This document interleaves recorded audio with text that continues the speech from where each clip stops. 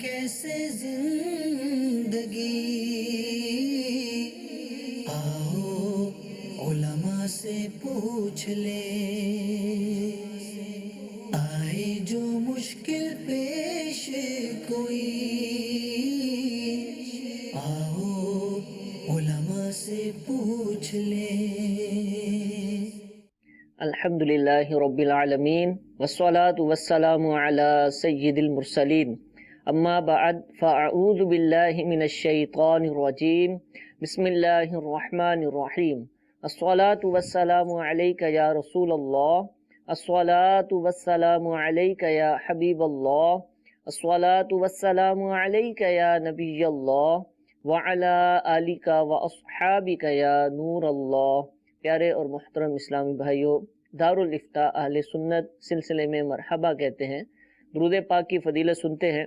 شیخ طریقت امیر اہل سنت دامت برکاتہم العالیہ اپنے رسالے ضیاء درود و سلام اس کے صفحہ نمبر 6 پر حدیث پاک نقل فرماتے ہیں، جس نے کتاب میں مجھ پر درود پاک لکھا تو جب تک میرا نام اس میں رہے گا فرشتے اس کے لیے استغفار یعنی بخشش کی دعا کرتے رہیں گے۔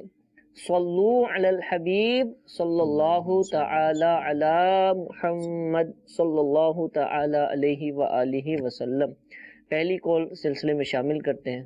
جی سوال ہے کہ اگر نماز جنازہ میں 4 تکبیریں نہیں بولی تو کیا نماز جنازہ ہو گئی یا نہیں ہوئی؟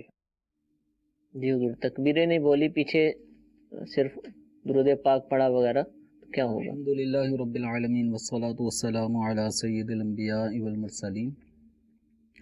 نماز جنازہ میں 2 فرض ہوتے ہیں، ایک تو قیام ہے یعنی کھڑے ہو کر نماز پڑھی جائے گی، اگر کوئی بلا عذر شرعی بیٹھ کے نماز پڑھتا ہے تو یوں نماز نہیں ہوتی، ٹھیک ہے۔ اور دوسرا فرض ہے 4 تکبیرات کا کہنا۔ ٹھیک۔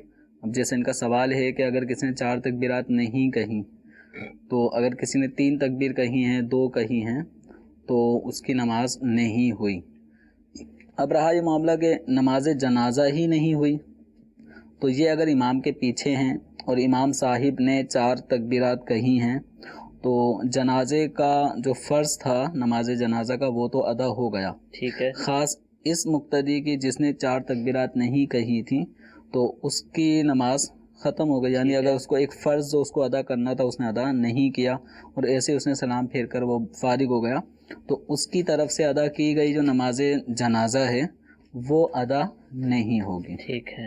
اور یہ تو بڑا مشکل ہے کہ امام صاحب نہ کہیں، امام کہیں گے تو لوگ پیچھے نماز پڑھیں گے، تو اگر مسئلہ زیادہ تر مقتدی کے حوالے سے ہی ہو سکتا ہے۔ تو ایسے میں یوں بھی ہو سکتا ہے کہ بسا اوقات امام ایک تکبیر کہہ چکا، نماز جنازہ شروع کر چکا ہے، ٹھیک ہے۔ اس دوران بھی بہت سارے لوگ شامل ہو سکتے ہیں، تو اب اگر کوئی شامل ہوا اور امام صاحب نے دوسری تکبیر کہی، اس کی وہ پہلی تکبیر کا موقع تھا، تو امام صاحب جب سلام پھیریں گے 4 تکبیرات کہہ کر تو اس کے اعتبار سے وہ 3 تکبیر ہوں گی، تو ایسے مقتدی کو چاہیے کہ وہ 1 تکبیر اور کہے، صحیح، پھر سلام پھیرے۔ ٹھیک ہے۔ میسج پوچھا گیا ہے کہ کیا عورت اپنے کپڑے دھوبی سے دھلوا سکتی ہے؟ نارمل تو عام طور پر نہیں ہوتا ایسا، لیکن جو بہت مہنگے کپڑے ہوتے ہیں، کڑھائی ہوتی ہے، اس پر کام کیا گیا ہوتا ہے تو وہ پھر دھوبی کو دیے جاتے ہیں کہ وہ ڈرائی کلین کیے جاتے ہیں، گھروں میں ان کو نہیں دھویا جاتا، تو کیا حکم ہے اس میں کوئی حرج نہیں ہے۔ ٹھیک ہے۔ جس طرح مرد حضرات کے کپڑے دھوبی کے ہاں، ڈرائی کلینر کے ہاں دھلوائے جا سکتے ہیں، ایسی خواتین کے بھی دھلوائے جا سکتے ہیں۔ بعض ماسیاں گھروں میں آتی ہیں، وہ بھی کپڑے دھوتی ہیں، تو بس اوقات وہ اسی شعبے سے تعلق رکھنے والی خواتین ہوتی ہیں جن کے مرد حضرات اسی شعبے سے تعلق رکھتے ہیں، تو ان کے گھروں میں مختلف گھروں سے یہ کپڑے جمع کر کے لے جاتی ہیں، تو اس طرح دھوبی کے ذریعے سے کپڑے مرد یا عورتوں کے دھلوانا جائز ہے۔ ٹھیک ہے، دھلوائے جا سکتے ہیں۔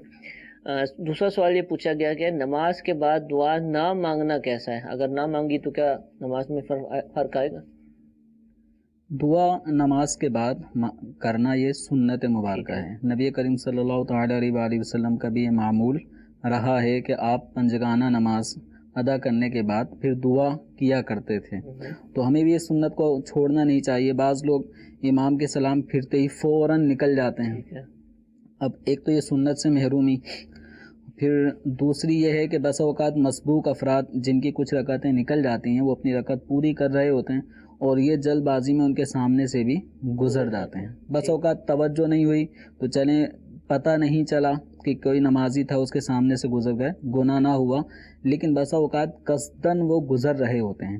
اچھا, ایک خرابی عمومی طور پہ جو اکثر بڑی مساجد کہ جہاں پر لوگوں کا زیادہ رش ہوتا ہے اور سلام پھرتے ہی وہ نکلنے کی کرتے ہیں پیچھے. جی جی, اب جتنی بڑی مسجد ہوگی تو وہاں مسبوق افراد کی تعداد بھی زیادہ, لیٹ آنے والے زیادہ ہوں گے. تو عام مساجد کے مقابلے میں یہاں تعداد دو صفیں بھی لوگ کھڑے ہو کے نماز پڑھ رہے ہوتے ہیں. اب جو پیچھے جانے والا آدمی ہے نا وہ اگلی صف اپنی جگہ چھوڑ چکا. ٹھیک, لوگ سنتیں پڑھنے کے لیے کھڑے ہو گئے, اپنی جگہ سے نکلنا چاہ رہا تھا لیکن نہیں نکل پایا. تو اب یہ بڑی آزمائش میں خود بھی آ جاتا ہے اور لوگوں کو بھی آزمائش میں ڈال دیتا ہے. اپنی جگہ چھوڑی. اچھا, اس کو دیکھ کر نا لوگ سمجھتے ہیں کہ راستہ ہے, اب وہ دوسرا بھی تیسرا بھی لائن بن جاتی ہے. بس ہوگا 10 افراد کھڑے ہوتے ہیں, وہ ادھر لوگ اپنی نماز پوری کر رہے ہیں, سامنے سے گزر بھی نہیں سکتے. اب یہ ایک خرابی یہاں یہ بھی لازم آتی ہے کہ نمازی کے چہرے کی طرف رک کر کے کھڑے ہوئے ہوتے ہیں کہ جب یہ سلام پھیرے تو میں یہاں سے نکلوں. تو اب نمازی ہی کی طرف رخ کر کے یہ نکلنے والا مسجد سے کھڑا ہوا ہوتا ہے. تو نمازی کی طرف رخ کر کے نہ بیٹھنا جائز ہے نہ کھڑا ہونا جائز ہے. اگر کسی کو نکلنا ہے تو اب وہ نمازی کی طرف رخ کر کے نہ کھڑا ہو. اگر اس کو کھڑا ہی ہونا پڑ رہا ہے تو اس کو چاہیے کہ وہ قبلے ہی کی جانب رخ کر کے کھڑا ہو جائے, اپنے گردن موڑ موڑ کے دیکھتا رہے کہ نمازی نماز سے فارغ ہو تو پھر یہ ان کے سامنے سے. بعض دفعہ تو ایسا ہوتا ہے کہ یہ نکلتا ہے اور نکل بھی نہیں پاتا. اب لائن بھی لگی ہوئی ہے, دعا بھی ختم ہو گئی ہے, اب نہ یہ خود سنتیں ادا کر پا رہے ہیں نہ وہ ثواب سے بھی سب متاثر ہوتے ہیں. کہ فرضوں کے فوراً بعد جن نمازوں کے بعد سنتیں ہیں ان سنتوں کا فرض کی ادائیگی کے فوراً متصل یعنی ملا کر ہی ادا کرنا یہ زیادہ ثواب کا باعث ہے. ٹھیک ہے, تو بھی پیچھے گزرنے والا خود بھی آزمائش میں دوسروں کو بھی آزمائش میں ڈالتا ہے. اور پیچھے جو نماز پڑھ رہا ہوتا ہے نا اس کے لیے بڑی آزمائشی ہوتی ہے کہ وہ بیچارہ خشوع خضوع سے تو وہ پڑھ ہی نہیں سکتا. تحیات پڑھ رہا ہوتا ہے, درود شریف پڑھ رہا ہوتا ہے, بس اوقات جلدی پڑھنے میں وہ مسٹیک بھی کر سکتا ہے. تو اس لیے اطمینان سے مسجد میں آئیں اور اطمینان سے ہی مسجد سے جب رخصت ہونے کا مرحلہ ہو تو اطمینان اور وقار کے ساتھ ہی رخصت ہوں, جلد بازی نہیں ہونی چاہیے. جمعے کی نماز میں بھی ہوتا ہے کہ سلام پھرتا ہے اور ایک بڑی تعداد جو ہے وہ صفوں میں کھڑی ہو کے نماز پڑھتی ہے, دعا بھی نہیں مانگتی ہے. تو اس سے بھی دو چیزوں میں مسئلہ ہوتا ہے. ایک تو یہ ہے کہ جو بعد میں دعا کے بعد پیچھے آنا چاہتے ہیں وہ نہیں آ پاتے, اور چندے کے اندر کیونکہ عام طور پر چندہ جو ہے اور ایک مسجد کی ضرورت ہے, مسجد اس کے ساتھ اس کے معاملات وابستہ ہیں چلتے ہیں, وہ بھی بڑی تکلیف ہوتی ہے. کئی جگہوں پر تو امام صاحب اعلان بھی کرتے ہیں کہ جو سنتیں ادا کرنے والے وہ چندے کا انتظار کر لیں, دعا کا انتظار کر لیں. دعا کے فضائل بھی بیان کرتے ہیں, لیکن لوگ جو ہے اس کے باوجود کھڑے ہو جاتے ہیں, حالانکہ چند سیکنڈز یا منٹس کے اندر اس نے پورا راؤنڈ لگا لینا ہوتا ہے. تو اس حوالے سے بھی اگر کچھ آپ ارشاد فرمائیں. اس میں نمازیوں کو تھوڑا چاہیے کہ خود ایسا آدمی خود غور کرے. ٹھیک, شرعی حکم نہیں لگا رہا, خود غور کرے کہ یہ آیا کب تھا مسجد میں. ٹھیک, یہ ایسے افراد جو جلدی نکلنا چاہ رہے ہوتے ہیں نا, یہ آتے بھی یوں سمجھیں کہ بالکل قریب ٹائم میں آتے ہیں اور سلام پھرتے ہی فوراً نکلنے کی کرتے ہیں یا فوراً سنتیں پڑھتے ہیں. تو تھوڑا اللہ تعالیٰ کے گھر میں اپنے دل کو لگائیں کہ مومن کی مثال اللہ تعالیٰ کے گھر میں یعنی مسجد میں ایسے ہے جیسے پانی کے اندر مچھلی کی کیفیت ہوتی ہے کہ اگر پانی میں مچھلی کو چھوڑ دیا جائے تو کتنا پرسکون وہ اپنے آپ کو محسوس کرتی ہے, اور اگر پانی سے اس کو نکال دیا جاتا ہے تو تڑپتی ہے. تو مومن کی مثال مسجد سے نکلنے کی صورت میں ایسی ہونی چاہیے کہ اس کو تڑپ رہے کہ میں مسجد سے جا رہا ہوں. صحیح. جبکہ جو منافق یا اس طرح کے افراد ہوتے ہیں ان کا مسجد میں دل نہیں لگتا. تو ان کی مثال اس طرح پیش کی گئی ہے جیسے کہ پنجرے کے اندر کسی پرندے کو قید کر دیا جاتا ہے تو وہ حتی الامکان کوشش کرتا ہے کسی طرح راستہ بنے اور میں نکل جاؤں. تو ہمیں اچھی مثال بننی چاہیے کہ مومن کا مسجد میں دل لگتا ہے, مسجد میں دل لگنا چاہیے. تو ہمیں ایسا مسلمان ہونا چاہیے کہ ہم جلد بازی نہ کریں مسجد سے نکلنے میں, ایک حسرت رہے کہ یار کام آڑے آ گیا ورنہ میں مسجد میں نماز کے بعد بیٹھتا. ٹھیک ہے, تو ایک حسرت ہونی چاہیے. ہمارے ہاں ماحول تھوڑا معاملہ الگ ہے کہ ہم جلدی نکلنا چاہتے ہیں, جلدی نکلنے میں بہت ساری قباحتوں کا ہم ارتکاب کر بیٹھتے ہیں. ٹھیک. اچھا, ایک اور چیز کی طرف بھی میں چاہوں گا پھر اشارہ فرمائیں کہ اب چلے دعا مانگ کر ہی نماز پڑھنے گئے, دعا بھی مانگی, بڑی مساجد میں لوگ اب جو پیچھے نماز پڑھتے ہیں وہ ایسی جگہوں پر کھڑے ہو جاتے ہیں کہ اب کسی کو پیچھے جانا ہے نا تو اگر تو اس کو مسئلہ معلوم ہے تو بیچارہ نہیں جا سکے گا، نہ کوئی سترا ہے سامنے، اور بالکل درمیان میں کھڑے ہو گئے کہ اب وہ جس کو جانا نا پورا گھوم کر اس کے پیچھے سے جانا پڑے گا. تو کیا اس کے اوپر دل میں پھر آتی ہے یار یہ کیا ہو گیا، تو دل میں آنے کے حوالے سے کیا ہے اور اس کو کیا کرنا چاہیے، اس کے لیے مناسب کیا تھا، کھڑا کیسی جگہ پر ہو؟ جو پیچھے نماز پڑھ رہا ہے، جو بالکل دور کھڑا ہو گیا اور آگے سترا بھی نہیں، اور اب کسی کو گزرنا ہے تو وہ گزر بھی نہیں سکتا، مسجد اتنی بڑی ہے اور مسجد کبیر کے حکم میں بھی نہیں ہے پیچھے سے. یہی ہے کہ جو آدمی سنتیں ادا کر رہے ہیں ان کو اس چیز کا اہتمام کرنا چاہیے کہ سنتوں کی ادائیگی کے لیے کسی پلر کے پیچھے، کسی دروازے کے پیچھے، یا عام طور پہ مساجد کے اندر سترے کی کچھ نہ کچھ وہ لگا دی جاتی ہیں، بڑے بڑے سترے لگا دیے جاتے ہیں، تو ان کے پیچھے پڑھیں یا پھر اگلی صفوں میں پڑھیں. لیکن ایک تعداد واقعتاً ایسی ہے کہ پورے صحن میں بیچ میں کھڑے ہو کے پڑھ رہا ہوگا، ابھی گرمیاں آئیں گی جیسے، تو وہ اس بات کا خیال نہیں رکھتا. خود اگر ہم فیضان مدینہ میں دیکھیں تو یہاں پہ بھی جو ایک سترے لگائے گئے ہیں صحن میں، تو اس کے پیچھے پڑھنے والے احتیاط جن کی ہے وہ پیچھے پڑھ رہے ہوتے ہیں. لیکن ایک تعداد ایسی بھی ہوتی ہے کہ جو بھی نئے نئے سیکھنے کے لیے آئے ہوتے ہیں شرعی مسائل، تو اتنی آگاہی ان کو نہیں ہو پاتی، وہ بالکل ستروں سے ہٹ کر بیچ میں کھڑا ہوتا ہے. اب گزرنے والے کے لیے اتنی آزمائش ہو جاتی ہے کہ وہ پھر گزرتے ہوئے اس کو پیچھے جانا پڑے گا، وہ پھر اس کو آگے جانا ہے، تو مسائل ہو جاتے ہیں. تو یہ شرعی مسئلہ سیکھنا چاہیے کہ ایسی جگہ نماز پڑھنا کہ جہاں سے لوگوں کی نارمل آمد و رفت ہوتی ہے، اور اس کے نماز پڑھنے کی وجہ سے لوگوں کو دقت ہو جائے گی، تو ایسی جگہ رستے میں نماز پڑھنے والا گناہ گار ہوگا. اس کو اگر وہ جگہ ایسی نہیں ہے کہ جس کو ہم رستہ کہیں، نارمل ایک جگہ سے ایک آدمی نماز پڑھ رہا ہے، اب گزرنے والا اس کے سامنے سے گزر رہا ہے، تو گزرنے والا گناہ گار ہوگا. ٹھیک ہے جی، ایک کال چلائیے گا. آپ سے ایک سوال ہے، گھر میں یہ جو مرغی بچے ہوتے ہیں وہ ان کی جو بیٹ ہوتی ہے وہ چادر پہ اس پہ لگ جاتی ہے، وہ ہم نماز پڑھ سکتے ہیں؟ وہ پاک ہے ناپاک ہے، ذرا یہ بتا دیں.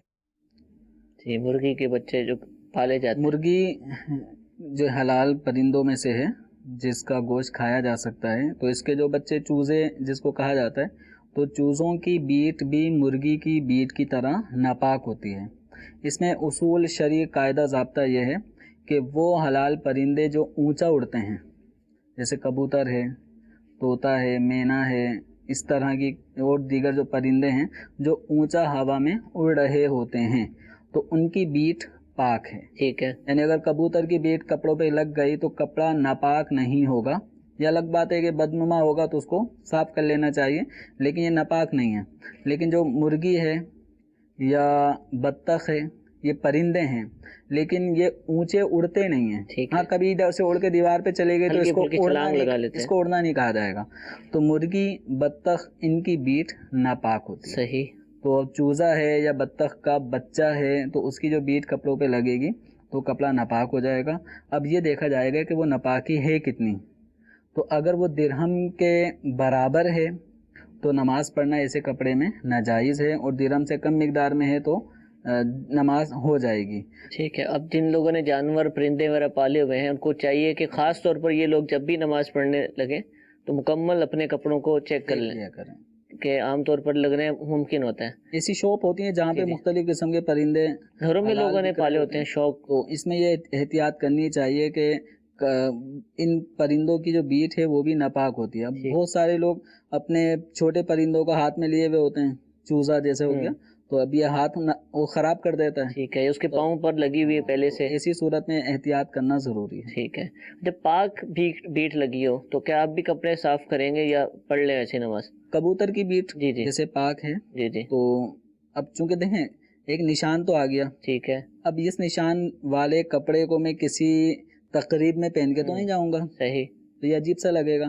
تو اللہ تعالیٰ کا دربار اس کا زیادہ حق رکھتا ہے کہ میں اللہ تعالیٰ کے دربار میں حاضری کے وقت زیادہ اہتمام کروں. ٹھیک ہے. اگرچہ پاک حلال پرندوں کی بیٹ پاک ہے لیکن صاف تو نہیں ہے نا. ٹھیک ہے. تو اللہ تعالیٰ کے حضور جب ہم حاضری ہوں تو ہمارا لباس، ہمارا जिस्म वो साफ शफाफ भी हो पाकी के साथ साथ। पता कैसे चलेगा कि बीट किसकी है? ये इसका कोई है तरीका कार या कोई कायदा या कोई जरिया? देखें ये तो आपने बता दिया कि उन परिंदों की पाक उनकी नापाक, लेकिन बीट तो बीट होती है और इतने कोई माहिरीन तो होते नहीं है।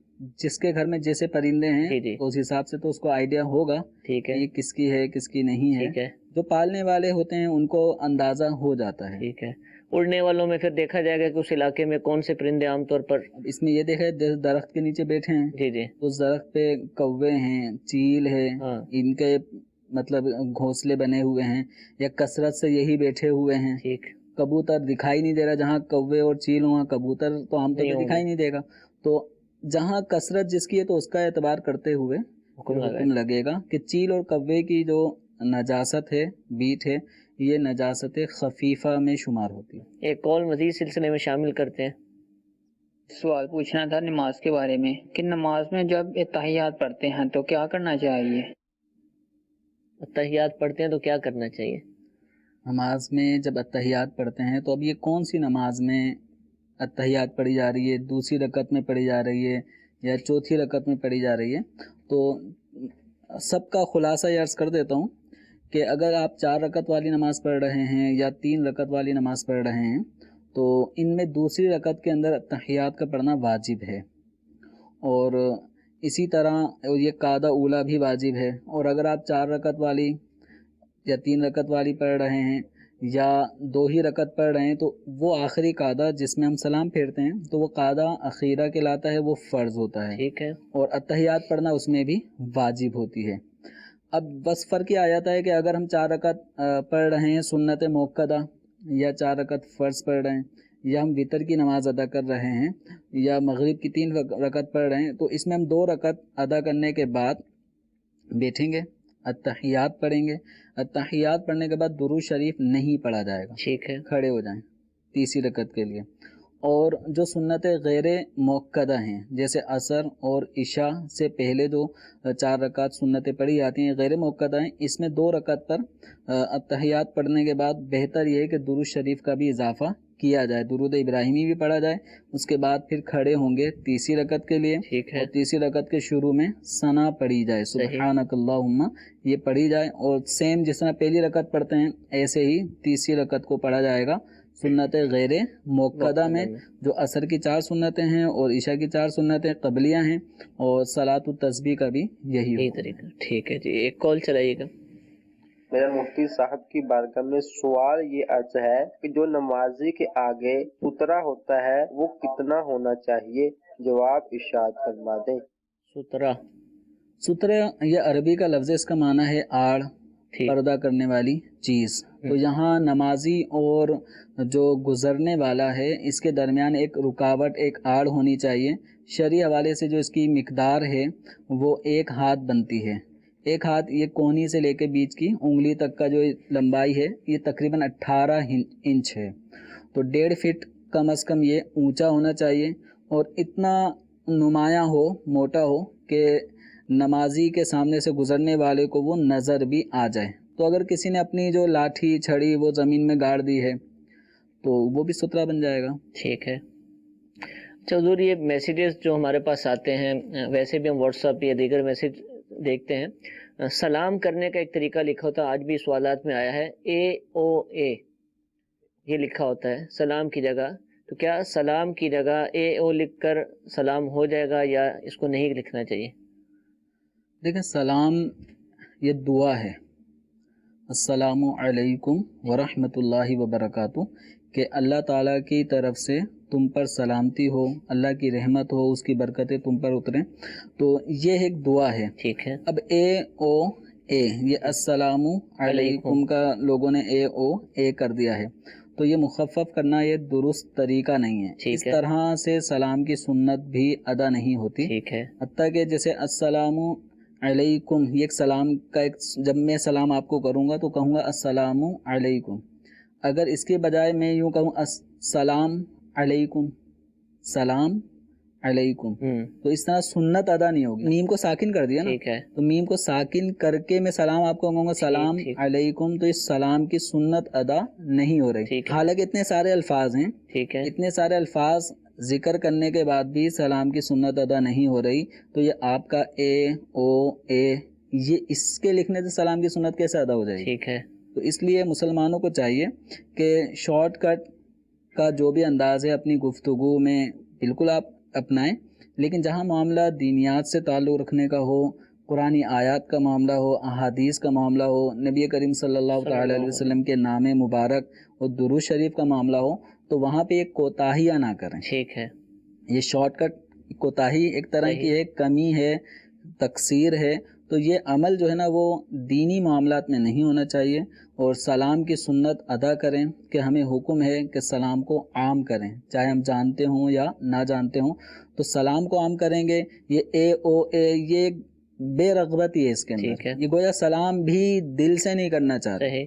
تو یہ طریقہ مسلمانوں کو نہیں اپنانا چاہیے. سنت کی ادائیگی کریں. اور پورا لفظ جو السلام علیکم ورحمۃ اللہ وبرکاتہ، یہ عربی زبان میں لکھنا، اگر پورا لکھنا چاہتے ہیں تو اردو عربی جو حروف ہیں اس کے اندر لکھیں، اور جو انگلش کے جو رومن ہیں تو اس میں مکمل لکھنے میں یہ تھوڑی سی پیچیدگی آ جاتی ہے کہ انگلش کے جو ورڈز ہیں ان کے اندر عربی کے حروف کے مخارج کی صحیح طور پہ ادائیگی نہیں ہو پاتی. ٹھیک ہے. اب جیسے ایچ ہے تو ایچ کا جو ساؤنڈ ہے وہ ہے والا ہے، جو ہاتھی کا شروع میں جو ہا آتا ہے.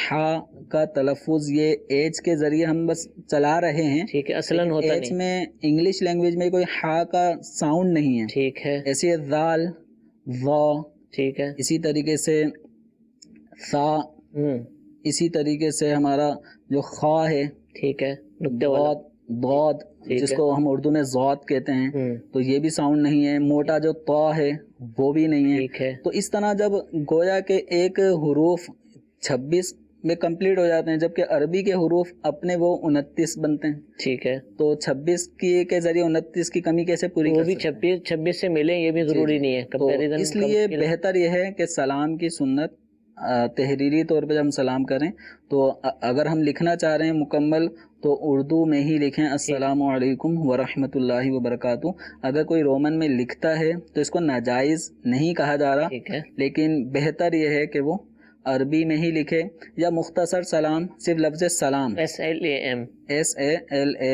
یا LAAM اس طرح بھی چاہیں تو وہ سلام اگر لکھنا چاہتے رومن میں تو اتنا بھی کافی ہے کہ لفظ سلام کے ذریعے بھی سلام کی سنت ادا ہو جائے گی. جبکہ صرف لفظ سلام کہا، اگر سلام کے ساتھ علیکم ہے تو پھر میم ساکن کریں گے تو سلام کی سنت ادا نہیں ہوگی. ٹھیک ہے، جزاک اللہ جی. ایک اور کال چلائیے گا. پوچھنا یہ ہے کہ جناب یہ جیسے میں گھر سے وضو بنا کے نکلتا ہوں مسجد جانے کے لیے، تو اب کسی کے چھت سے یا کسی کے چھجے سے پانی گر جاتا ہے سر پہ، تو اب یہ پوچھنا ہے کہ اس صورت میں جا کے نماز پڑھ سکتا ہوں مسجد میں یا نہیں؟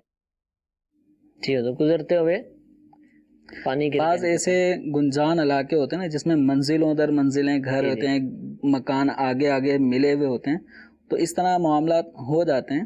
اب یہ ہے کہ یہ پریشان ہو رہے ہیں کہ جو پانی کے قطرے آگے کسی نے کپڑے دھو کے سکھانے کے لیے ڈالے اس کے قطرے، یا ویسے کسی نے بالکونی سے پانی پھینکا. اب یہ ہے کہ جس کے اوپر پانی کے جو تری آ کے گری ہے تو وہ اس پہ غور کرے. اگر تو اسمیل آ رہی ہے، بدبو ہے، نجاست کی کوئی ایسی اسمیل نمایاں طور پر آ رہی ہے تو پھر تو وہ حکم ہوگا جو نجاست کا ہے کہ اس کو پاک کرنا ہوگا. اور اگر کوئی نجاست کے اثر ظاہر نہیں ہو رہا، نہ نجاست کی اس میں بو ہے، نہ کسی قسم کا کوئی کلر ہے، تو ایسی صورت میں جب نجاست کا یقین نہیں ہے تو محض کوئی بھی قطرے آ کے گریں تو اس سے کپڑے ناپاک نہیں ہوں گے. 2 مثالیں تو آپ نے ذکر کر دی. عام طور پہ بالکونی میں کپڑے لوگوں نے ٹاکے ہوئے ہوتے ہیں، یا کسی نے فرش ویسی دھویا تھا اس کا پانی اور چھینٹے یا ٹنکیاں آج کل لوگوں کی اور فلو ہو کر وہ پانی اس کا گر رہا ہوتا ہے، تو وہ ہو سکتا ہے آ کے گر گیا ہو، یا کسی نے شرارت کرتے تھوک دیا ہو یا پانی ڈال دیا ہو، کچھ بھی ہو سکتا ہے. ٹھیک ہے. تو جب تک گرنے والی کوئی بھی ایسی جو لیکوڈ چیز گری ہے اس کے ناپاک ہونے کا یقین نہیں ہوگا تو آپ کے کپڑے جسم پاک ہے.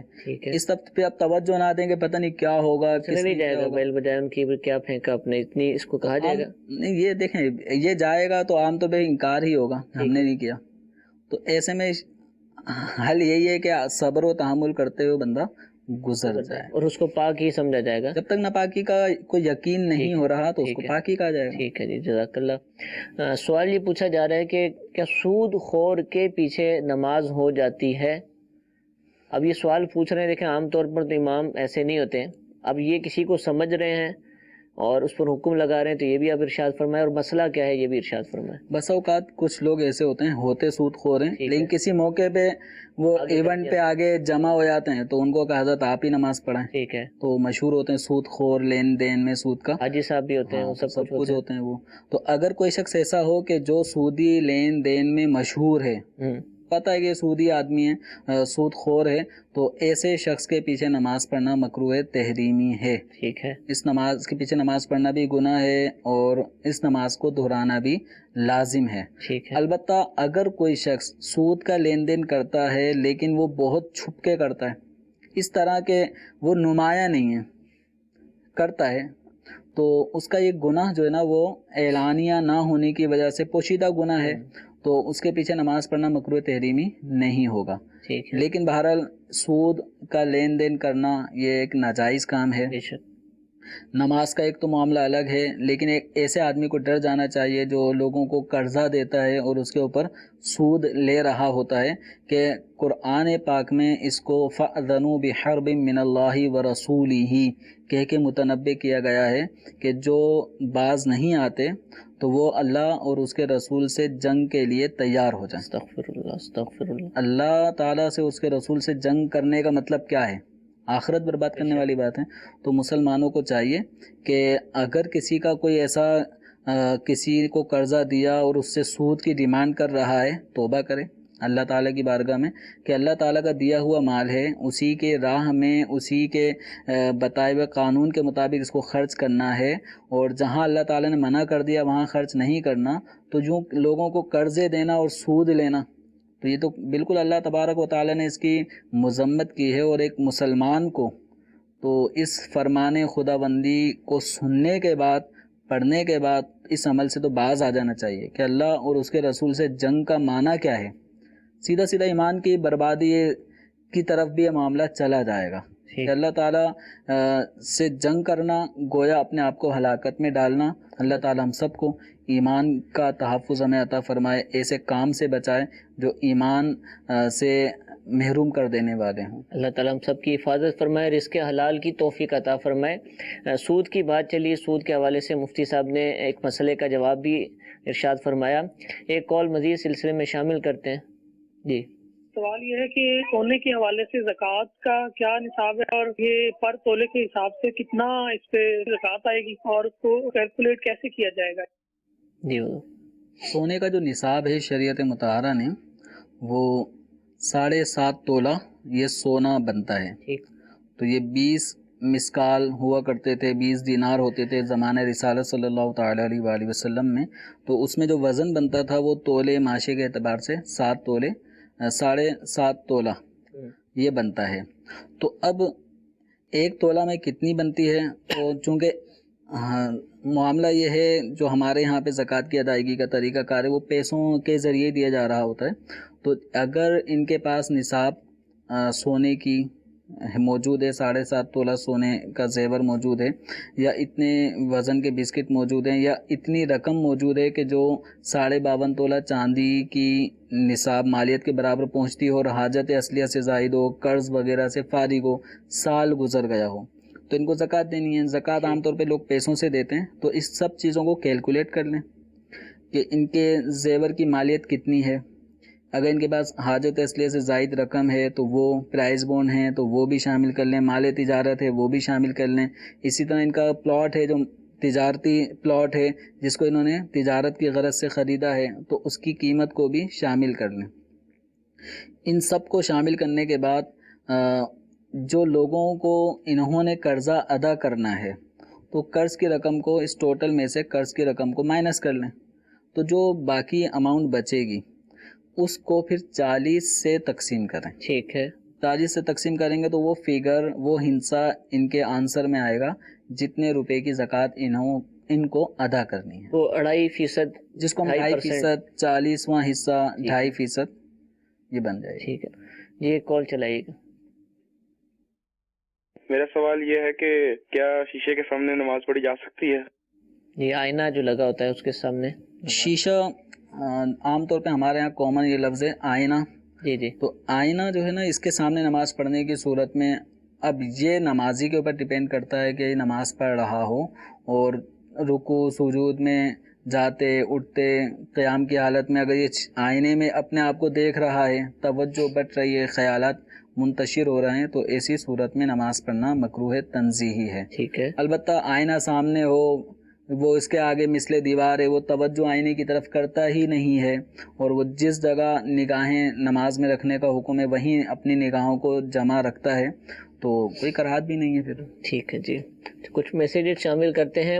اسلامی بہن کا سوال ہے کہ اذان کا جواب لیٹ کر دے سکتے ہیں؟